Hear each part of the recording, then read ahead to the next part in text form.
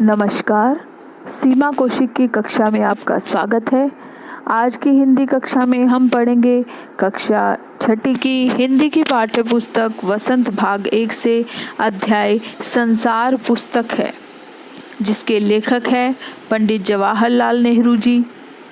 और उन्होंने ये एक पत्र शैली में लिखा है, जिसको इन्होंने अंग्रेज़ी में लिखा था, लेकिन इसका अनुवाद यानी कि इसकी ट्रांसलेशन की थी मुंशी प्रेमचंद जी ने। मुंशी प्रेमचंद जी को कौन नहीं जानता, उपन्यास सम्राट है, हिंदी के बहुत बड़े साहित्यकार थे, तो उनको कौन नहीं जानता। ये जो पत्र है, संसार पुस्तक है, ये जवाहरलाल नेहरू जी ने जो एक पत्रों का उनका संकलन है, पिता के पत्र पुत्री के नाम, उन्हीं में इंदिरा गांधी जो उनकी बेटी थी, उनको उन्होंने पत्र लिखे थे, और उन्हीं में से ये एक पत्र है जो आपके सिलेबस में है, संसार पुस्तक है, जो कि लिया गया है उनके जो रचना है, पुस्तक है पिता के पत्र पुत्री के नाम। इससे ये अध्याय लिया गया है। पंडित जवाहरलाल नेहरू जी, जो कि हमारे देश के प्रथम प्रधानमंत्री थे, उन्हें बच्चों से विशेष लगाव था, इसलिए उन्हें चाचा नेहरू तो कहते ही थे।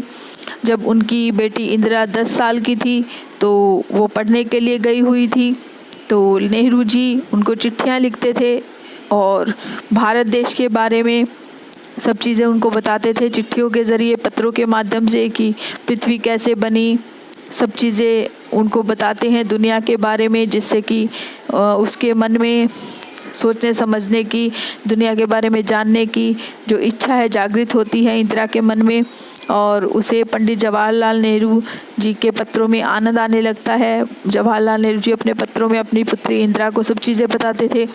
और जो खास बात इसमें ये है, जो मैं आपको बता ही चुकी हूँ, अंग्रेजी में लिखे थे सारे पत्र नेहरू जी ने, और बाद में हिंदी में अनुवाद किया था उपन्यासकार, उपन्यास सम्राट मुंशी प्रेमचंद जी ने इसका हिंदी अनुवाद किया था।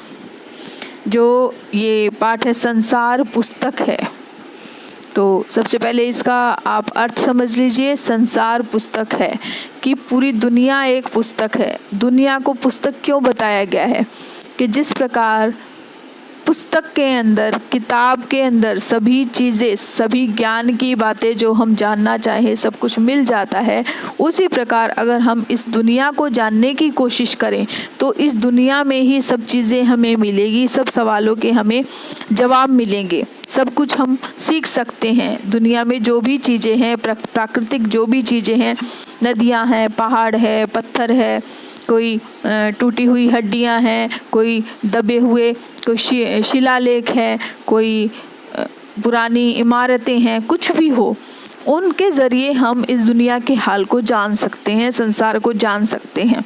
इसलिए संसार को एक पुस्तक कहा है जवाहरलाल नेहरू जी ने।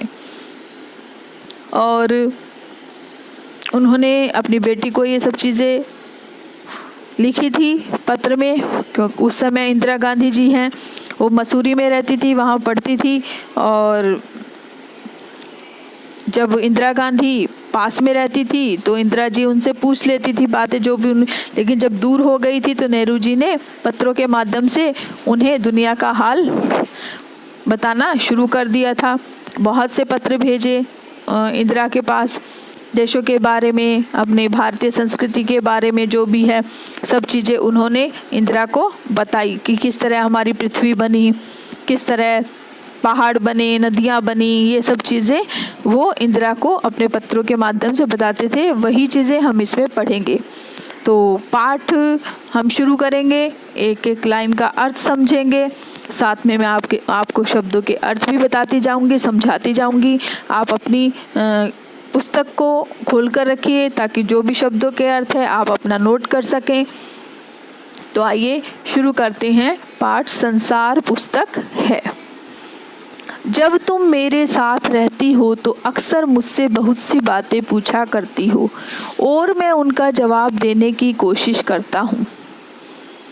अक्सर का मतलब होता है प्राय, जिसको हम अंग्रेजी में कहते हैं ऑफन। लेकिन जब तुम मसूरी में हो और मैं इलाहाबाद में, हम दोनों उस तरह बातचीत नहीं कर सकते। इसलिए मैंने इरादा किया यानी कि निश्चय किया कि कभी कभी तुम्हें इस दुनिया की और उन छोटे बड़े देशों की जो इस दुनिया में है छोटी छोटी कथाएं यानी कहानियाँ लिखा करूं। तुमने हिंदुस्तान और इंग्लैंड का कुछ हाल इतिहास में पढ़ा है, लेकिन इंग्लैंड केवल एक छोटा सा टापू है। टापू होता है एक छोटा सा ज़मीन का जो टुकड़ा है, उसके बारे में बात कर रहे हैं। चारों तरफ से जो 3 तरफ से घिरा होता है पानी से, और टापू ऐसे ज़मीन के एक छोटे टुकड़े की बात कर रहे हैं। और हिंदुस्तान जो एक बहुत बड़ा देश है, फिर भी दुनिया का एक छोटा सा हिस्सा है। अगर तुम्हें इस दुनिया का कुछ हाल जानने का शौक़ है यानी कि इच्छा है, चाहत है, तो तुम्हें सब देशों का और उन सब जातियों का जो उसमें बसी हुई हैं ध्यान रखना पड़ेगा, केवल उस एक छोटे से देश का नहीं जिसमें तुम पैदा हुई हो। तो नेहरू जी इंदिरा को लिख रहे हैं कि तुम जब मेरे पास रहती थी तो कुछ ना कुछ पूछती रहती थी, लेकिन अब तुम मसूरी में पढ़ने के लिए चली गई हो और मैं इलाहाबाद में हूँ, इसलिए दोनों की बात नहीं हो पाती। इसलिए नेहरू जी कहते हैं मैंने इसलिए इरादा किया यानी कि निश्चय किया कि मैं तुम्हें इस दुनिया की छोटे बड़े देश जो इस दुनिया में हैं उनके बारे में छोटी छोटी कहानियाँ पत्रों के माध्यम से बताता चलूँ। हिंदुस्तान और इंग्लैंड का तो के बारे में तो तुमने अपनी किताबों में पढ़ाई है, लेकिन वो बताते हैं इंग्लैंड तो एक छोटा सा बिल्कुल छोटा सा हिस्सा है और हिंदुस्तान जो है हमारा भारत बहुत बड़ा देश है, लेकिन बहुत बड़ा देश होने पर भी पूरी दुनिया का तो एक छोटा सा हिस्सा ही कहलाएगा भारत।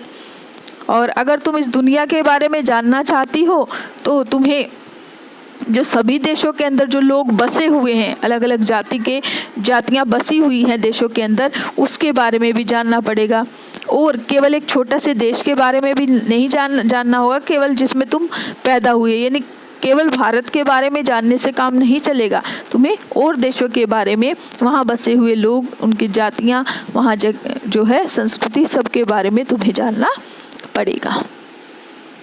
मुझे मालूम है कि इन छोटे छोटे खतों में, खत यानी पत्र चिट्ठी, बहुत थोड़ी सी बातें ही बतला सकता हूँ, लेकिन मुझे आशा है कि इन थोड़ी सी बातों को भी तुम शौक़ से पढ़ोगी और समझोगी कि दुनिया एक है और दूसरे लोग जो इसमें आबाद हैं हमारे भाई बहन हैं। आबाद है यानी कि जो इसमें रहते हैं, बसे हुए हैं। जब तुम बड़ी हो जाओगी तो तुम दुनिया और उसके आदमियों का हाल मोटी मोटी किताबों में पढ़ोगी। उसमें तुम्हें जितना आनंद मिलेगा उतना किसी कहानी या उपन्यास में भी न मिला होगा। तो इसमें नेहरू जी बताते हैं कि क्योंकि छोटे छोटे पत्रों में तो डिटेल में मैं बता नहीं सकता तुम्हें, वो अपनी बेटी को कहते हैं कि छोटे छोटे पत्रों में अच्छी प्रकार से तो नहीं बता पाऊँगा, लेकिन फिर भी जो भी थोड़ी बहुत बातें मैं तुम्हें बताऊं, तुम अच्छी प्रकार से उसको पढ़ोगी, समझोगी और जान पाओगी कि पूरा संसार वो एक है और जो लोग इसके अंदर रहते हैं वो हमारे भाई बहन हैं। और जब तुम और बड़ी हो जाओगी, आगे बड़ी क्लास में चली जाओगी, कक्षा में चली जाओगी, तो तुम पूरी दुनिया के बारे में और उसके अंदर जो लोग रहते हैं उसके बारे में मोटी मोटी किताबों में अच्छी प्रकार से पढ़ पाओगी।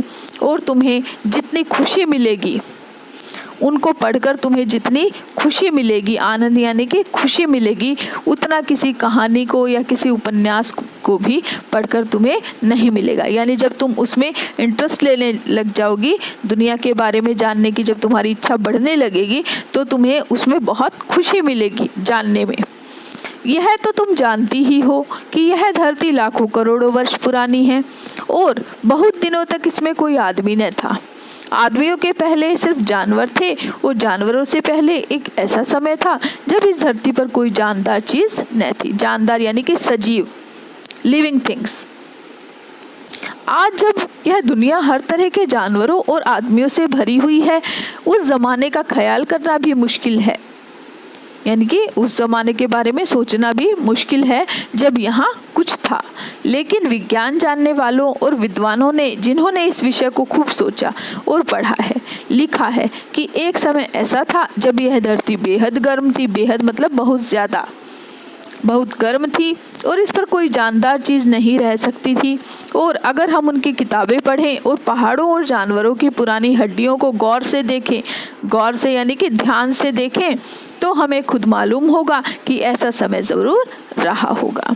तो इसमें पैराग्राफ के अंदर नेहरू जी अपनी पुत्री को धरती के बारे में बता रहे हैं कि धरती पहले क्या थी और बाद में क्या हो गई, कि बता रहे हैं कि धरती है वो लाखों करोड़ों वर्ष पुरानी है और पहले क्या था, इस पर कोई आदमी नहीं था, यानी कि कोई जानवर पक्षी कुछ भी नहीं था, यानी कि कोई लिविंग थिंग्स होती नहीं थी, क्योंकि आग का गोला थी, धरती बहुत गर्म थी और इसलिए जानवर वगैरह कुछ भी नहीं होते थे। लेकिन बाद में जो हमारे जो साइंटिस्ट हैं, जो बहुत पढ़े लिखे लोग हैं, उन्होंने ये निष्कर्ष निकाला, उसकी खोज की, तो पता चला कि पहले धरती बहुत गर्म थी, उस पर कोई जानदार चीज़ यानी कि सजीव चीज़ नहीं रह सकती थी। और अगर हम किताबों को पढ़ते हैं और हम पहाड़ों को के पत्थरों के बारे में जानकारी इकट्ठी करते हैं, या जो पहले के जानवर हैं उनकी जो हड्डियां हैं वो मिलती हैं, उनको गौर से देखेंगे, तो हमें मालूम होगा कि ऐसा समय ज़रूर रहा होगा, यानी कि ऐसा समय ज़रूर रहा होगा कि पृथ्वी बहुत गर्म थी, कुछ भी नहीं था। ये चीज़ें हमें जो पुरानी हड्डियां हैं या पुरानी चीज़ें हैं, प्राकृतिक चीज़ें हैं, उनको देखकर हमें पता चल जाएगी। तुम इतिहास की किताबों में ही पढ़ सकती हो, लेकिन पुराने ज़माने में तो आदमी पैदा ही न हुआ था, किताबें कौन लिखता, तब हमें उस ज़माने की बातें कैसे मालूम हो। यह तो नहीं हो सकता कि हम बैठे बैठे हर एक बात सोच निकालें। तो कहते हैं कि इतिहास की किताबें हैं, जो हिस्ट्री की किताबें हैं, उसमें पढ़ सकती हो, लेकिन जब मनुष्य नहीं था उससे पहले किताबें कौन लिखता होगा, उससे पहले की बातें कैसे जान पाएंगे। बैठे बैठे तो हम किसी चीज़ के बारे में नहीं जान सकते। यह बड़े मज़े की बात होती, क्योंकि हम तो चीज़ चाहते सोच लेते और सुंदर परियों की कहानी गढ़ लेते। कहते कि हम कल्पना कर लेते, ऐसा हुआ होगा, वैसा हुआ होगा, लेकिन जो कहानी किसी बात को देखे बिना ही गढ़ ली जाए वह ठीक कैसे हो सकती है। गढ़ ली जाए यानी कि बना ली जाए एक तरह से, यानी कि हम बिना देखे किसी चीज़ के बारे में कल्पना कर लें कि ये चीज़ ऐसे हुई होगी, तो वो ठीक नहीं हो सकती, वो गलत भी हो सकती है। वो बातें अपने आप सोचने की जो बातें हैं। लेकिन खुशी की बात है कि उस पुराने ज़माने की लिखी हुई किताबें न होने पर भी कुछ ऐसी चीज़ें हैं जिनसे हमें उतनी ही बातें मालूम होती है जितनी किसी किताब से होती। ये पहाड़, समुद्र, सितारे, नदियाँ, जंगल, जानवरों की पुरानी हड्डियाँ और इसी तरह की और भी कितनी ही चीज़ें हैं जिनसे हमें दुनिया का पुराना हाल मालूम हो सकता है। मगर हाल जानने का असली तरीका यह नहीं कि हम केवल दूसरों की लिखी हुई किताबें पढ़ लें, बल्कि खुद संसार रूपी पुस्तक को पढ़ें। मुझे आशा है कि पत्थरों और पहाड़ों को पढ़कर तुम थोड़े ही दिनों में उनका हाल जानना सीख जाओगी। सोचो कितने मज़े की बात है कि एक छोटा सा रोड़ा जिसे तुम सड़क पर या पहाड़ के नीचे पड़ा हुआ देखती हो, शायद संसार की पुस्तक का छोटा सा पृष्ठ हो। पृष्ठ यानी कि पेज जिसको हम बोलते हैं। शायद उससे तुम्हें कोई नई बात मालूम हो जाए। शर्त यही है कि तुम्हें उसे पढ़ना आता हो। वो कहते कि हम कल्पना से तो किसी चीज़ के बारे में ठीक नहीं जान सकते, कि हम अंदाज़ा लगा लें किसी चीज़ के बारे में, और उस समय की किताबें भी नहीं होंगी, तो हम कैसे जानेंगे। हम ऐसी चीज़ों से जानेंगे जो हमारी जो प्राकृतिक चीज़ें हैं, जैसे पहाड़ है, समुद्र है, नदियाँ हैं, सितारे, जंगल, जंगली जानवरों की पुरानी हड्डियाँ, बहुत सी चीज़ें हैं जिससे हम दुनिया के बारे में पुराना जो हाल है वो हम जान सकते हैं। लेकिन ये असली तरीका नहीं है कि हम दूसरों की ही लिखी हुई किताब, यानी दूसरों ने जो किताबें लिख दी कि पहले संसार ऐसा था या ऐसा होता था, वो अगर हम पढ़ लें, बस उसी पर विश्वास कर लें, ऐसा ठीक नहीं है। लेकिन अगर हम दुनिया के बारे में अच्छी प्रकार से जानना चाहते हैं तो हमें संसार रूपी किताब को खुद पढ़ना होगा, यानी खुद निकलना होगा उसके बारे में जानने के लिए। यानी कि पत्थर है, पहाड़ है, उनके जाकर हम उनको अच्छी तरह से देखेंगे नहीं, परखेंगे नहीं, उनके बारे में जानने की कोशिश नहीं करेंगे तो हम संसार के बारे में कैसे जानेंगे। अब हम देखते हैं कि सड़क पर एक छोटा सा रोड़ा पड़ा है, लेकिन वो रोड़ा है आया कहाँ से? जब तक हमारे अंदर ये जानने की जिज्ञासा हमारे अंदर नहीं होगी कि वो कहाँ से आया। वो संसार की पुस्तक का एक छोटा सा पृष्ठ बताया है लेखक ने उसको, कि वो तो एक छोटा सा पेज है। जैसे किसी भी किताब में कुछ पढ़ते हैं हम, तो कोई भी एक पेज से पूरा उसकी हिस्ट्री नहीं जान सकते किसी चीज़ के बारे में, हमें उस पूरी पुस्तक को पढ़ना पड़ेगा तभी उसके बारे में जान पाते हैं। इसी प्रकार से छोटा सा रोड़ा है, वो तो संसार की पुस्तक का एक छोटा सा पृष्ठ है, और उससे तुम्हें कोई नई बात मालूम हो सकती है, लेकिन तुम्हें उसके बारे में जानना आना चाहिए, उसके बारे में जिज्ञासा होनी चाहिए। कैसे पता चलेगा कि वो रोड़ा है कहाँ से आया? कोई ज़बान, उर्दू, हिंदी या अंग्रेज़ी सीखने के लिए तुम्हें उसके अक्षर सीखने होंगे। इसी तरह पहले तुम्हें प्रकृति के अक्षर पढ़ने होंगे, तभी तुम उसकी कहानी उसकी पत्थरों, चट्टानों की किताब से पढ़ सकोगी। शायद अब भी तुम उसे थोड़ा थोड़ा पढ़ना जानती हो। जब तुम कोई छोटा सा गोल चमकीला रोड़ा देखती हो तो क्या वह तुम्हें कुछ नहीं बताता?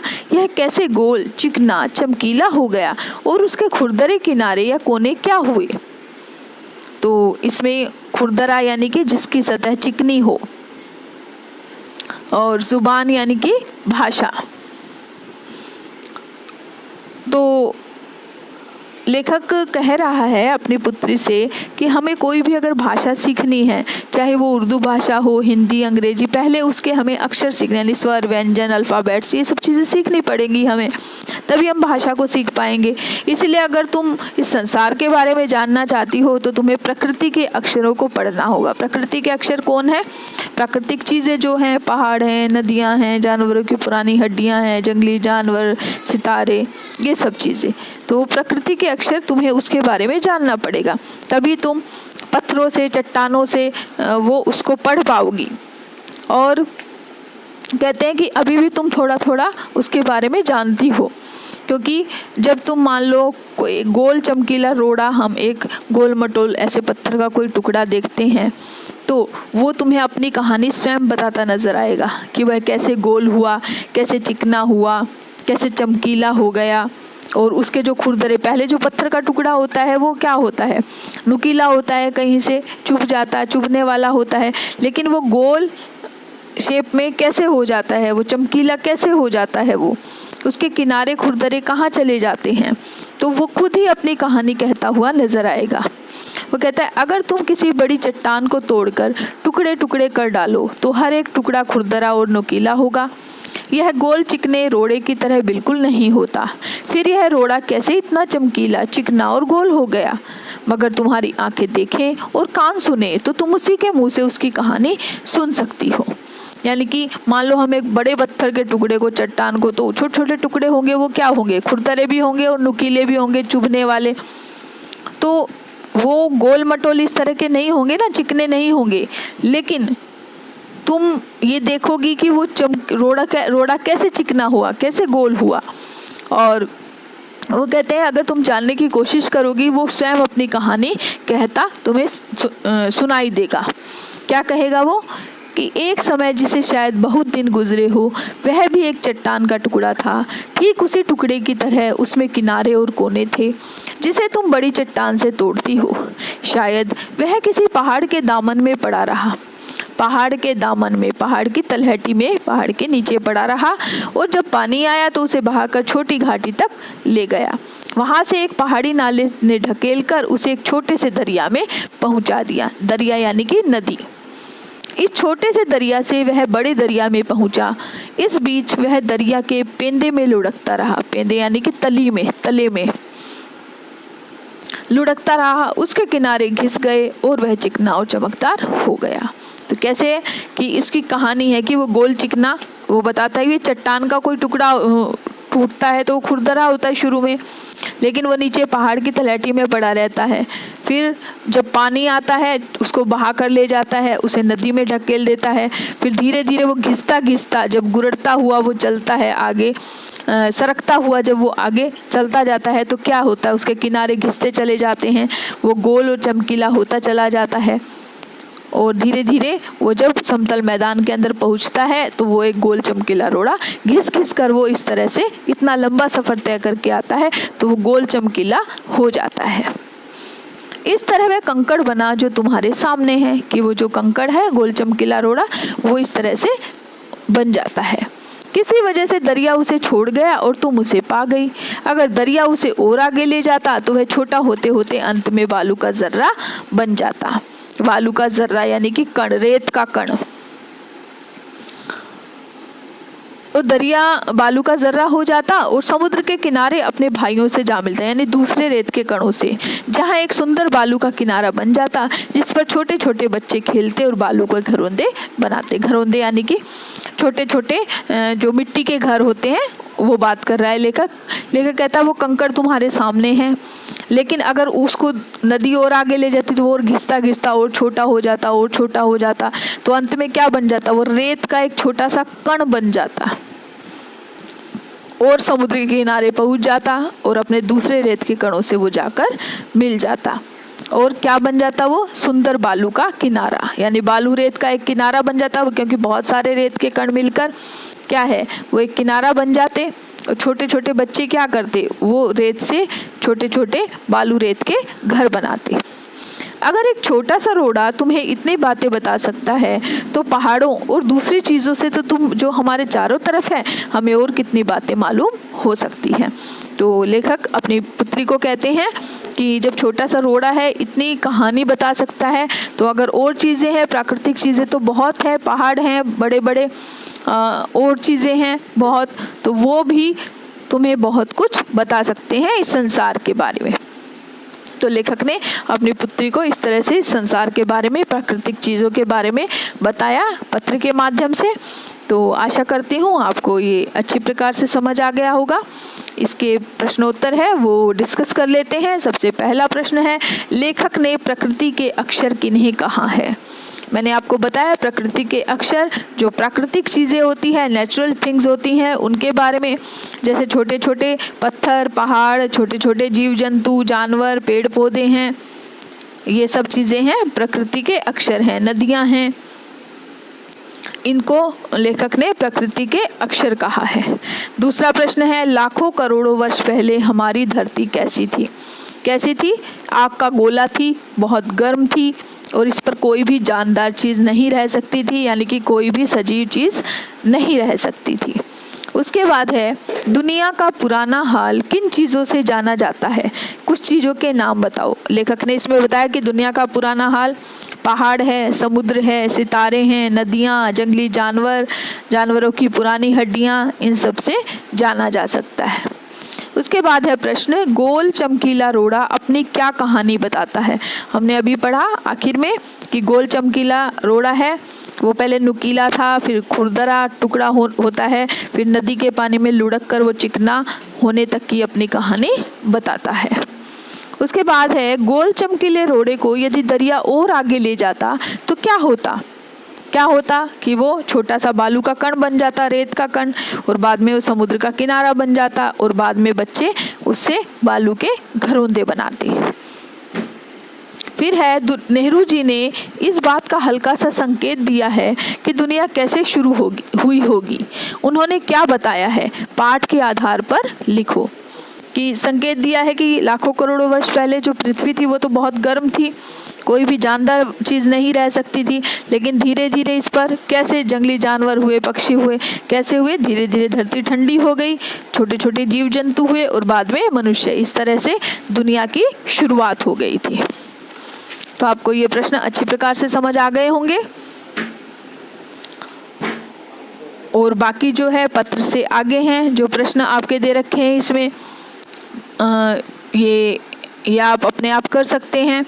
और अनुमान और कल्पना है कुछ करने को, और भाषा की बात, ये सब प्रश्न हैं। जैसे हम भाषा की बात समझ लेते हैं कि वह दरिया में लुढ़कता रहा। नीचे लिखी क्रियाएं पढ़ो। क्रियाएं दी गई हैं इसमें। लुढ़कना में तुम्हें कोई समानता नज़र आती है? लुढ़कना, ढकेलना, सरकना, खिसकना, ये क्रियाएं दे रखी हैं। तो लुढ़कना का मतलब होता है कि अंतर समझाने के लिए, जैसे राम पहाड़ी से फिसला और लुढ़कता हुआ नीचे आ गया। पत्थर का टुकड़ा लुढ़कता हुआ पहाड़ के नीचे आ गया। ढकेलना, ढकेलना यानी कि किसी को जोर देकर, जैसे कि मेरे कार खराब हो गई तो उसको ढकेल कर लाना पड़ा। सरकना है, सरकना यानी कि सरक सरक कर चलना, कि मेरे पैर में दर्द है या मैं पैर से नहीं चल सकता, सरक सरक कर चलना पड़ रहा है। खिसकना, खिसकना जैसे देखते हो आप चट्टानें खिसक गई, इस तरह से होते हैं, तो वो खिसकना होता है। तो आपको ये समझ आ गया होगा।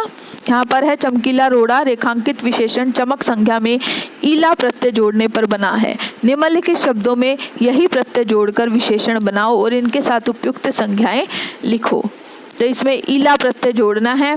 जैसे पत्थर से पथरीला बन जाएगा, कांटा से कटीला बन जाएगा, रस से रसीला और जहर से जहरीला, इस तरह से ये हो जाएंगे। आगे तुम्हारे अव्यय से रिलेटेड है। जब तुम मेरे साथ रहती हो तो अक्सर मुझसे बहुत सी बातें पूछा करती हो। यह वाक्य दो वाक्यों को मिलाकर बना है। इन दोनों वाक्यों को जोड़ने का काम तो तब कर रहे हैं, इसलिए इन्हें योजक कहते हैं। यानी दो वाक्यों को जोड़ने का कार्य करने वाले योजक ये अव्यय भी होते हैं। तो इसमें कुछ नीचे वाक्य दिए गए हैं, इसमें आपने बनाना है। कृष्णन फिल्म देखना चाहता है, मैं मेले में जाना चाहती हूँ। तो आपको इसको जोड़कर बनाना है। कैसे? परंतु, परंतु से बन जाएगा, परंतु मैं मेला देखने जाना चाहती हूँ। मुनिया ने सपना देखा डैश वह चंद्रमा पर बैठी है। तो यहाँ पर आप क्या लगा सकते हैं कि वह चंद्रमा पर बैठी है। तो इस तरह से और भी वाक्य हैं, आप इस तरह से इसमें अव्यय लगाकर आप उसको पूरा कर सकते हैं। और ये पाठ आपको अच्छे प्रकार से समझ आ गया होगा, प्रश्नोत्तर भी समझ आ गए होंगे। तो आप इसको अपनी बुक से भी पढ़िए, शब्दार्थों को समझिए, प्रश्नों को समझिए, ताकि अच्छे से आपको समझ आ सके। धन्यवाद।